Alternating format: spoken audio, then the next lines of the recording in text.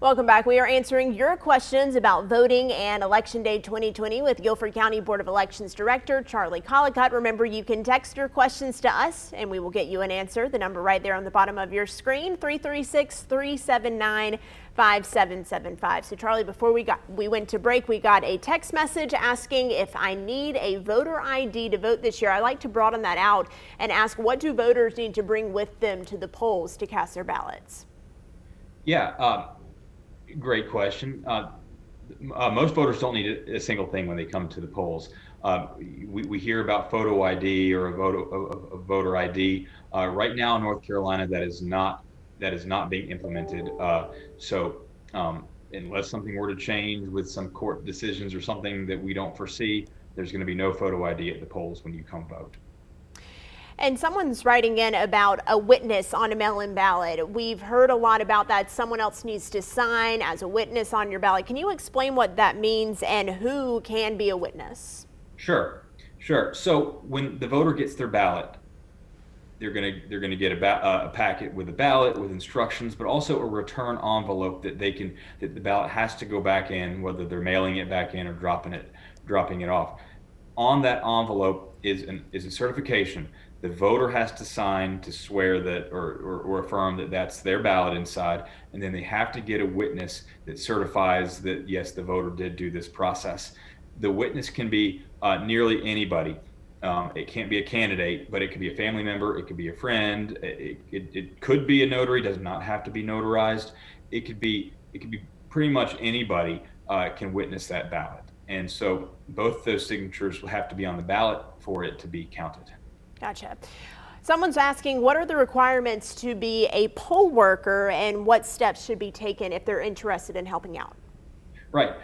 There's not a lot of requirements. You have to be of good moral repute and be able to read and write. That's what the statute says. You've got to be a registered voter. We need to talk to you and kind of find the need for you. Right now, through the efforts of you all and some great social media outreach, we've got so many volunteers that we're going through it and we're really pinpointing where we need people. But there's still additional ways to sign up.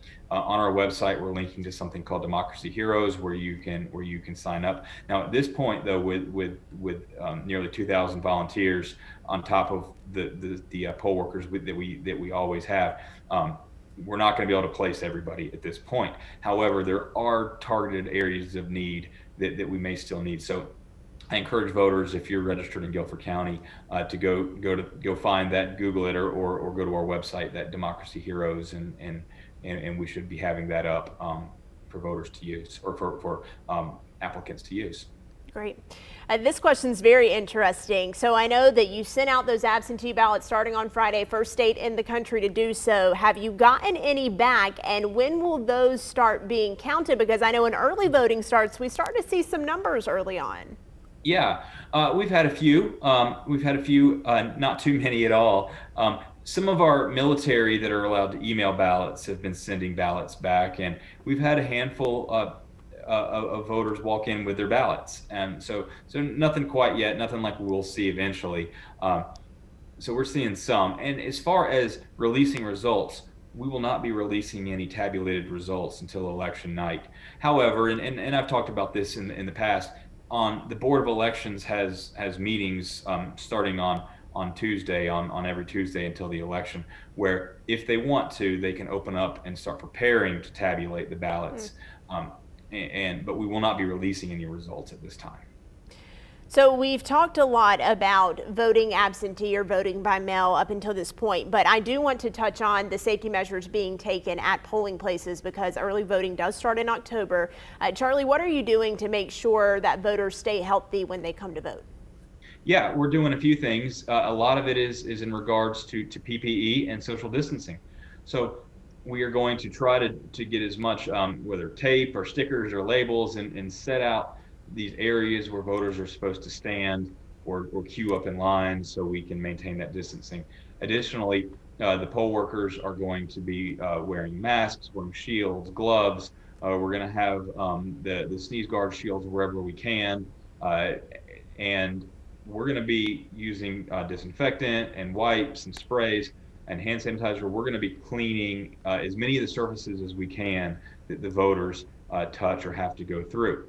Additionally, one big thing that is people don't really think about, but is that we're going to provide every voter with a pen, their own pen, so that they can take it home when they're done. But that just minimizes the hand-to-hand transactions that we've got to do.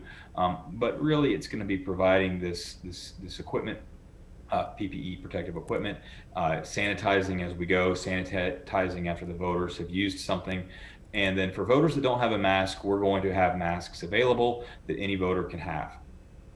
All right, thanks for explaining that. Charlie's going to stick around, so if you have any more questions about the election, you can text them to us, 336-379-5775. We'll see you after this.